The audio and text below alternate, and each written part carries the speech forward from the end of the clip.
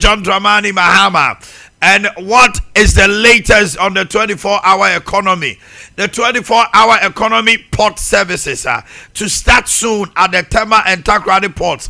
Omanhene John Dramani Mahama say see our 24-hour economy no almost share ewo port Tema port and Takrady ports and until almost fairly park go anajo 1 a.m. grand apese you near ma obetima koyi 24-hour economy no Tema porta ejebia sabo 2 a.m. sabo 9 p.m. sabo 7 a.m. opese you near ma ebe running shift ama anajo utimi you niema anopo you niema yente Omanhene John Dramani Mahama to announce that on July 1st the 24-hour initiative policy will be ready to go into operation.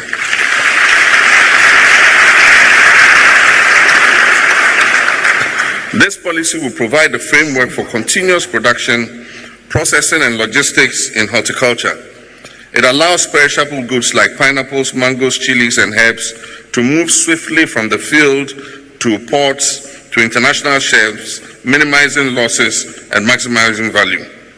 And I'm pleased to inform you that the Ministry of Trade and Agribusiness and Industry and the Ministry of Transport are working together with the Ghana Revenue Authority, the Ghana Ports and Harbours Authority, the Ghana Shippers Council, and other stakeholders to soon declare the Tema and Takrady ports as 24-hour ports.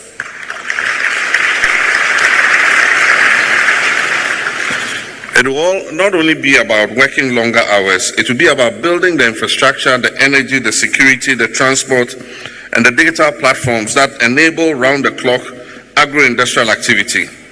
It is a strategy of hope rooted in efficiency and scale. To stabilize our currency, we must earn more foreign exchange. And one of the surest ways is to expand high-value agricultural exports. We are on that path boldly and deliberately, and we shall work together with our exporters to be able to achieve this. Ghana exports fresh produce to Europe, the Middle East, and Asia. And in 2024, our non-traditional exports. Okay. Anunti Ghana for Masuma. Moana Moshe ni Musa 24-hour economy no aye from no Omanhene John Dramani Mahama see July 1st. Aye Tema port Takrady port. By then it shall be declared a 24-hour economy port and a 24-hour port. Anunti no we Ghana ni na se person ko yi niema wo honoma. Omo training fe nipa wo honoma. Obe run a shift. Omo bebe nwumre abeye adwuma mo aba homache. Any moment no, they are readily available to serve you. Said the bear port no congestion be entimi maho. Penny bako memu hanoma. Oye pipi ni ba map. Na ochire na dwene kasa na dwene. Edu maybe na so na dan kwakufu ado kra akoye te se yima minyibi. Oye MPP ni a brebi se enye afiase bi okoda ya. Nanka flag bearership crowd contest bi ena maame bi edini ko gira ho say ye man no in amnesty wo prison bi edini ko to mu enu ntino wontumi nyina is an economist, a renowned one. Ghana for nyina enu ye friend Kwame Pianim was say Ghana has is here the only one capable of resetting Ghana eyo Omanhene John Mahama ezo no so di Ghana hwamodia. He is the only one he believes can reset Ghana. Them well, I think Canada has said, and that's why we have to look after our teachers very well. Pay them well. I think Canada has set the example that one of the best teaching jobs, one of the best jobs you can have is being a teacher. Here, we tend to underpay our teachers. But with you, as a listening president, and I was happy when they were coming and said, well, let's go and talk to the president. I said, with this president, if he tells you he's going to do something, he will do it. Somebody told them he was going to give them 10,000 houses. They got 0. And I told him, this is a listening president. And Mr. President, as I've told you before, of the 35, 36 million Ghanaians alive, you are the only one who can reset Ghana for us. John Dramani Mahama Nkuto. Now, if this president says he'll do something, he'll do it. Kwame Pianim, MPP Bamapa. Okay. MP slammed for chaotic conduct. No sanctions, but stern warning for defiant MPs. Abamba Bimbo Fu Yentino. But I will just say this, that Shakespeare taught all of us that even a dog is obeyed in office. When we sit here, we are not saints, we are not infallible, but there is good reason why we are called right honorable, and you are called only honorable. I want honorable members to take this in good faith. I know in the light of these events and defense of the institutional integrity of Parliament, I refer to the conduct of the honorable member, or if you dare say, Asokore. This is not a matter to be referred to any committee. It's a matter that I've discussed with leadership, and we've agreed that it should be resolved. And we will resolve it here openly for all of us to be guided, so that in future we don't fall foul. Okay. And you see, yeah, now, first Deputy Speaker Tidwem, and if you just say, Brashebe, Doctor, you a free person or Kasa, F1 necessary because he's a ranking member on health. And a papa no say, and send me a person who can no man encounter. And you are 3 years so Australia general says, Wamanan Canaseboa, and you are no son trasi. And a bear Chimam now come Brashebe, fear, or me from Mashas, not so much forward. Oh, did you, oh, ye did in a bio movie say, near my way, you know, any parliament in this year. And I me pacho every year for no margin. Oh, I can't say go every year so a yipamono, sir. Speak I'm ye in if you want. Are every year for another day? I was and this speaker seat the was because every year, okay. Omo you see a medical doctor so. Yes. Are every year? Or your doctor Bine speaker nya something. Because yeah, is it sheer coincidence? It's true. Because free year doctor mua. Where you so are you a free year doctor? Omunjani speaker nya sem masha for pamo asika one dey so on goda. What's wrong go? Now about now ya now we can asem no and most am fanto. Hey, lady na nya sem kitwa o memma gina ho no oba besia no. E na asore eye ne shirt ye chese wo be gina ho makwan. Oni opia we dey say opia. Guy the grant shock.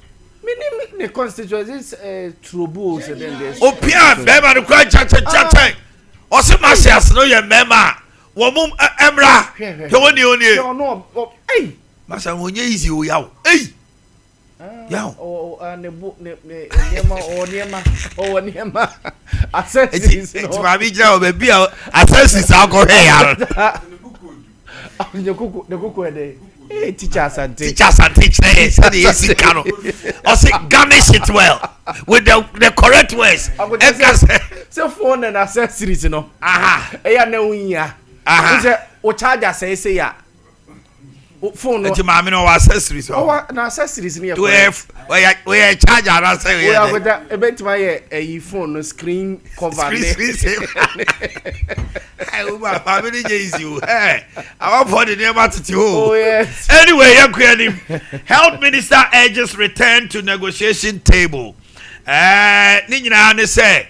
Na Health Minister. The voice be me pese. Now I'm guiding on how he should go about his things. May Health Minister. And the responsibility of this government has become legendary. And so I think that when it comes to matters of health, the government must move with alacrity because it borders on the lives of the people. I am not going into And the responsibility of this government has become legendary. And so I think that when it comes to matters of health, the government must move with alacrity because it borders on the lives of the people. Okay. I don't see. His just returned to negotiation table. Yente de Okaye. To exhibit good faith, we still call on them to call off the strike, and then let's come around the table for further discussion. We don't want a situation where when you call for a meeting for engagement, they will send people who cannot take decisions. Sompa FM. And they come, they say, oh, our president is not here, our general secretary is not here, so we are going to consult them and come back. When other high-ranking government officials are also around the table. Osra no no say omumra no montrasi osra wo mo a mesra mi nuanom sentwerefo ni bia ase they are on a high horse insulting nurses and midwives left right center. At the end of the day anka udan you and I kwabra mi ta kando me nya sure say wa bow pa bia tue sika bia ma say kudi nurse for them. Some of you are behaving more Catholic than the Pope. Some of you are behaving more Catholic than the Pope. Asemba ye nyina krani mu tete krani attacking nurses, calling them all manner of names, imputing stupidity to the highest level, calling them animalistic and just say kasana mokano. To what extent will you tell a nurse say when to men try why continue all day or call nursing training? Not just say we are breeding riffraffs nurses no. Omon fatana say anko ye dia school dropouts be. Who told you say nurse ni uni may be mu great or medical school? Ade ade come apel person ye. Teacher ni ko school no ko teacher ni a wan ko university wan 20 no ko teacher. Why are we misbehaving with our profession? Because we have the power of the microphone, you know. Assembly aba na nipa people look up to us, you know. We go out there and lambast and insult people left, right, center. When did insult become journalism? When? When did insult become journalism? It's about nipa commitment. See, mama kasa monchiremone. Mama mayem fa the power of the microphone. NCC nipa and super nipa sa. Adani kasa nchie ene udidi atema asa wona we good journalist. Since when did this become journalism? Since when?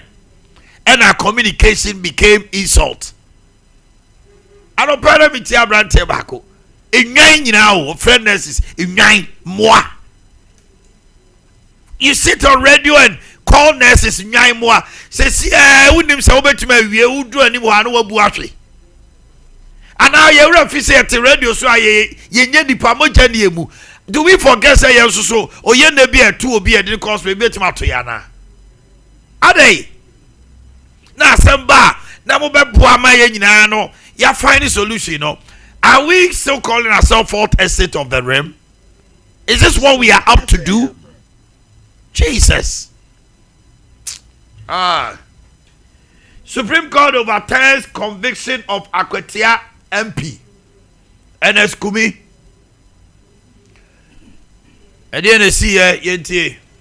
On that, the court said that the judge, the learned trial court judge in Koforidua, can no longer sit on that matter because his conduct has shown that he should not be allowed to continue sitting on the matter.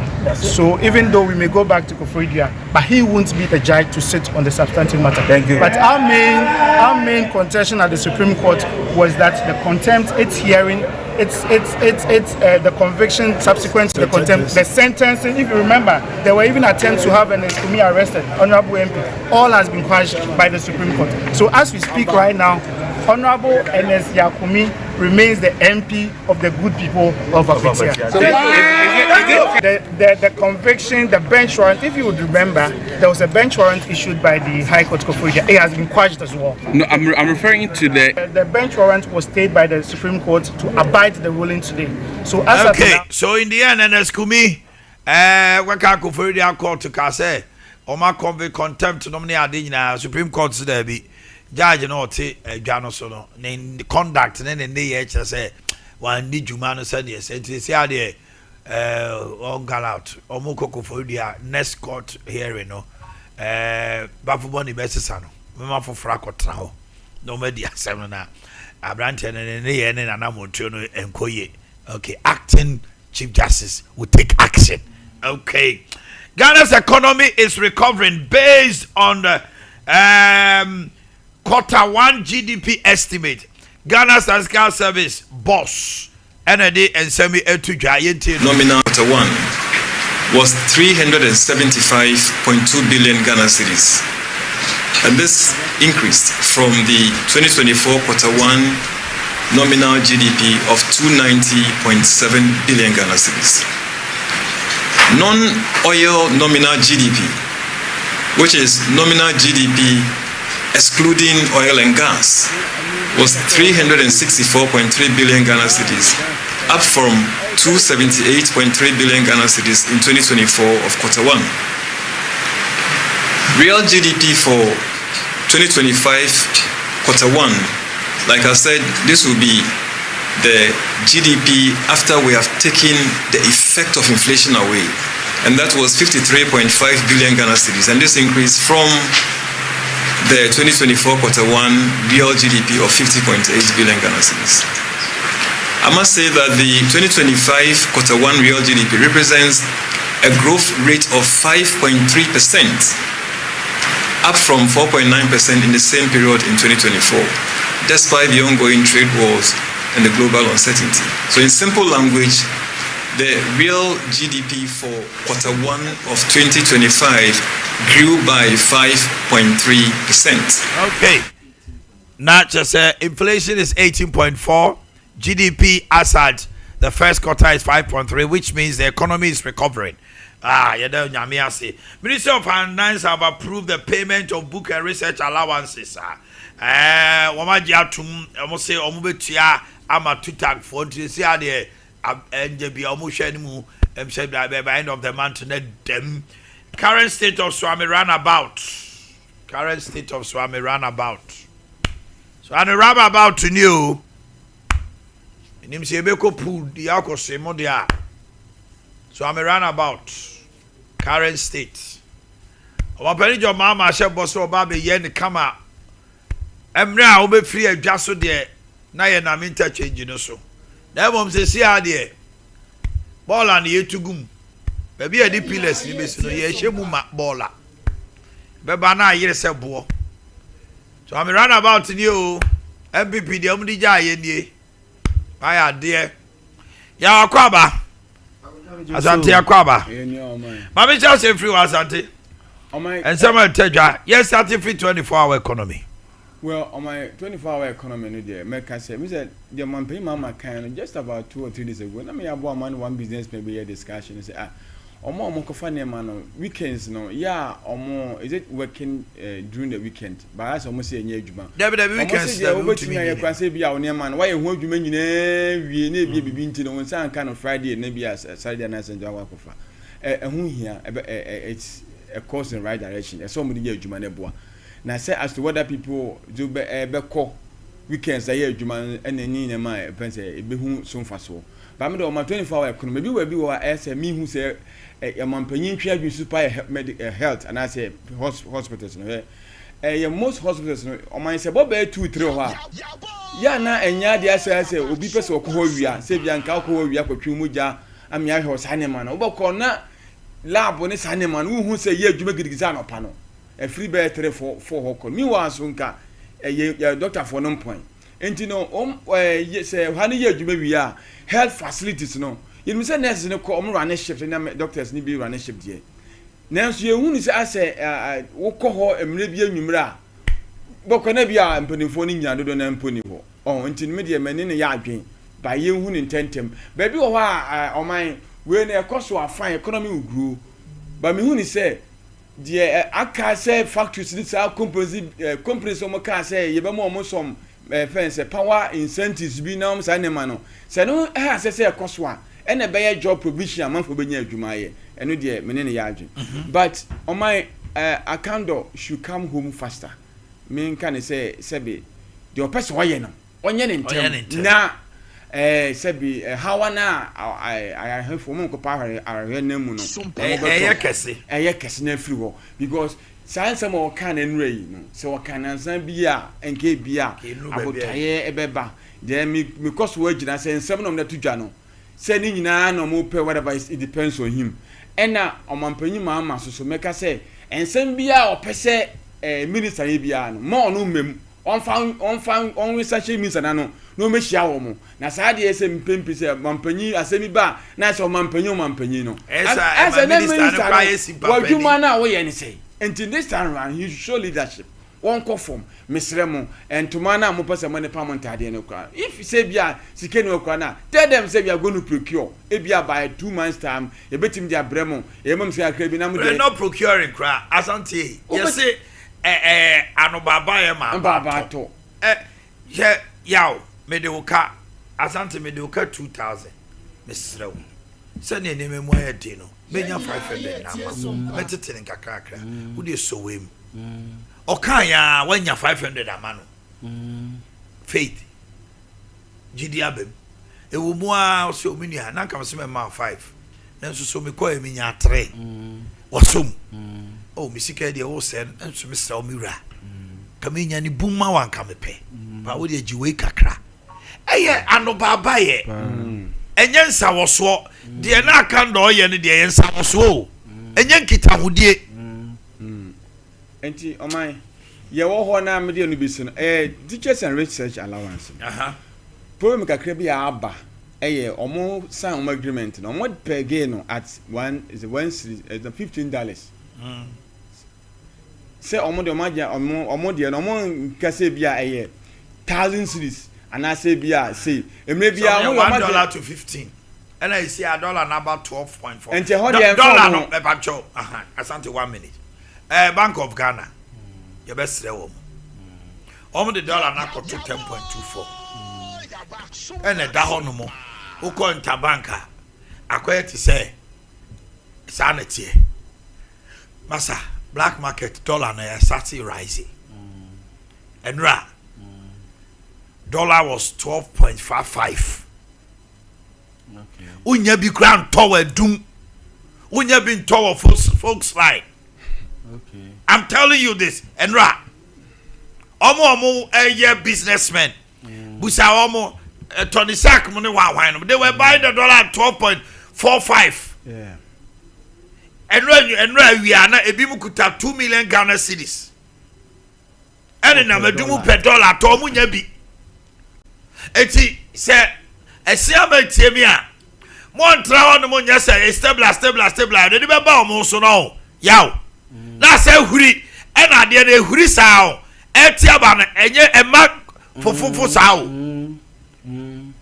10.24 no money at all no. It is not reflecting on the market. Yeah.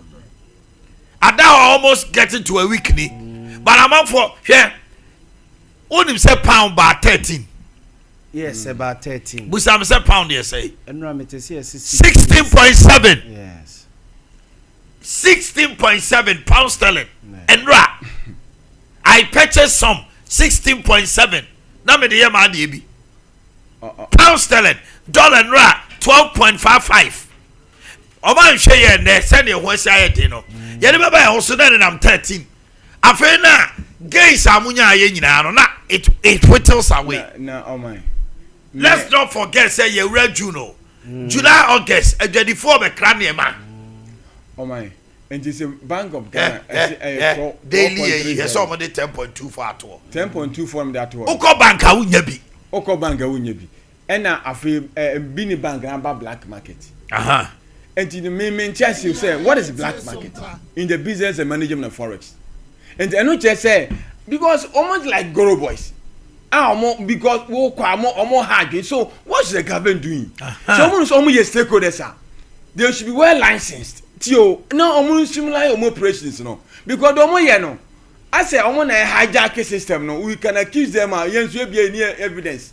And I'm supposed that wo the way ni ba obako ho na ente sa. So who is manipulating or scheming the system for now? For me, omo djuma no, say ministry no, because me say Forex no there, omo me Forex bureaus no there. Omo regulate, omo licensed. Then they cry nyina egu.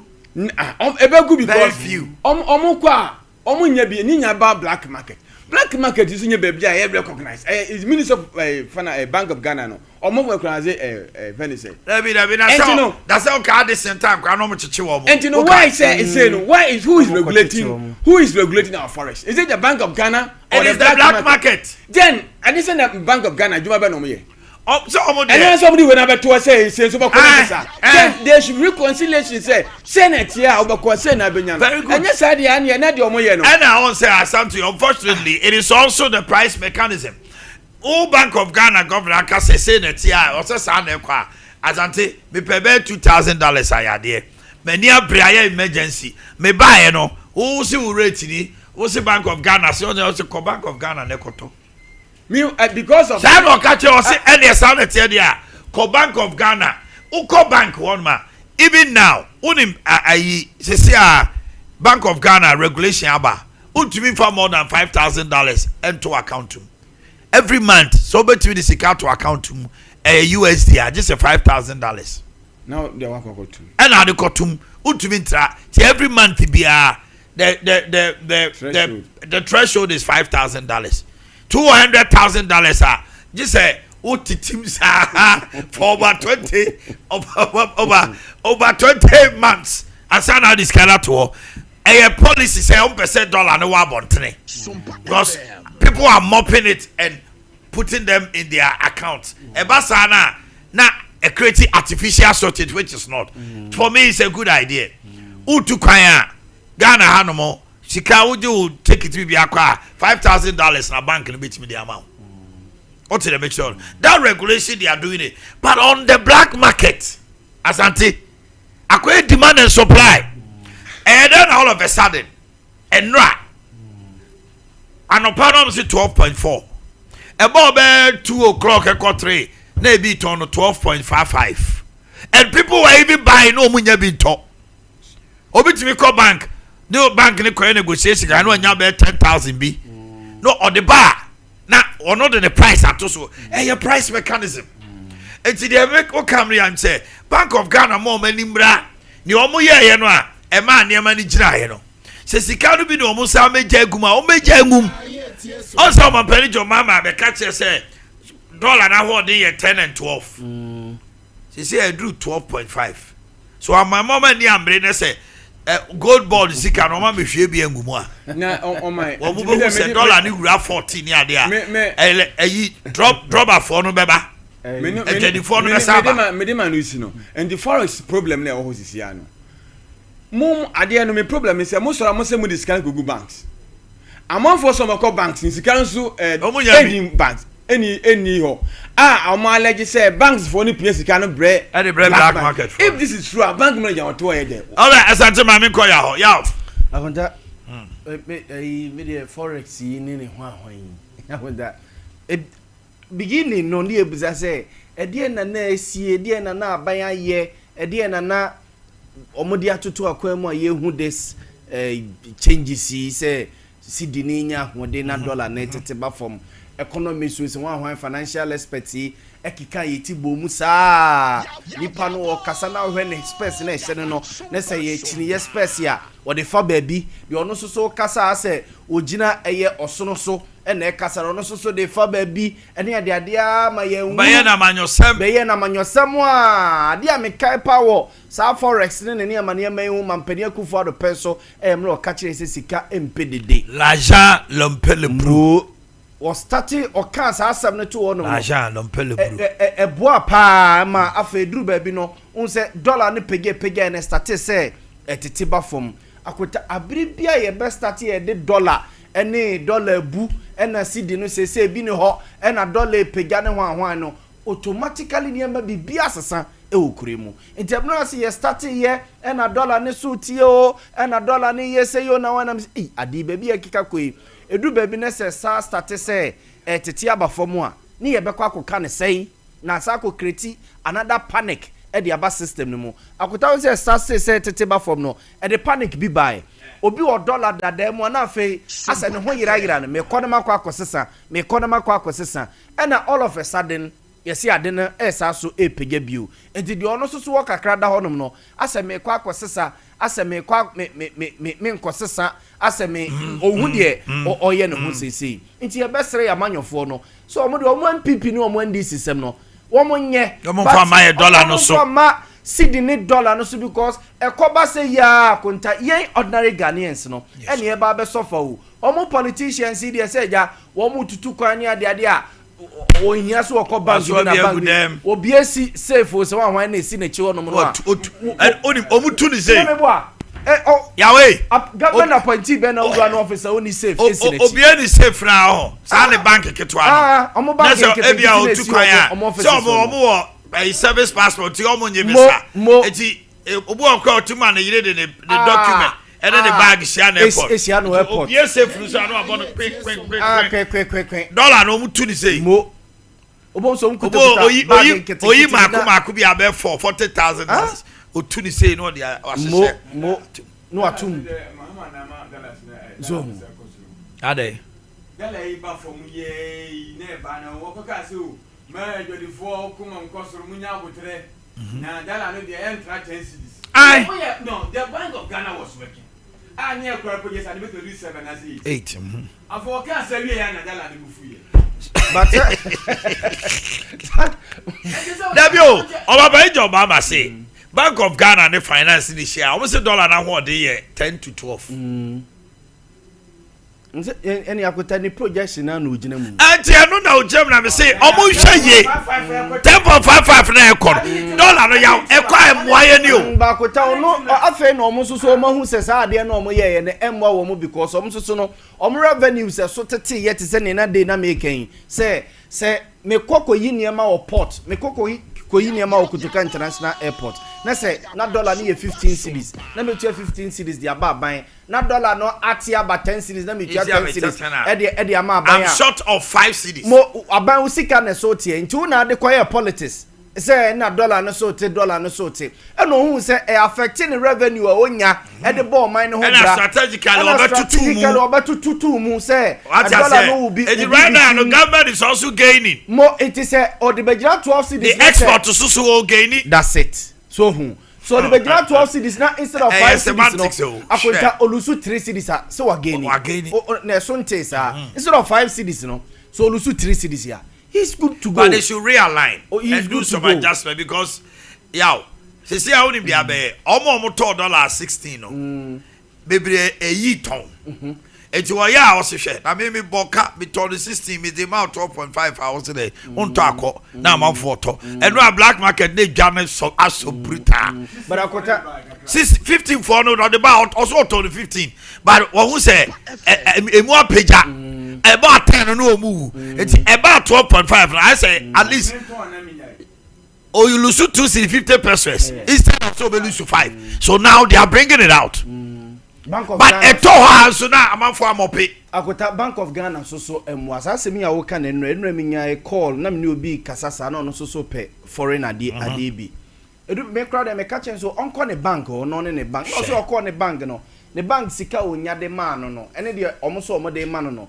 isa $5,000 resorting to others akota say you do point as of mine say obiti black market enough dollars than a bank na crucial asem na ya so say baby a yedru no Bank of Ghana so and regulate ye banks no any ye bank managers no masika no say me release e bia $1 million e de ama Omanhene bank commercial bank ya na me expect say Omanhene commercial bank de be digwa the day na say obi akota they should start giving us numbers. Bank of Ghana my numbers me a businessman me save with Omanhene bank me pay ebia $100,000 me call honom no me call 9 o'clock asat one ba me call black market wanya 100 na onim okoy no wono di kan ko black market black market ni na ko Omanhene bank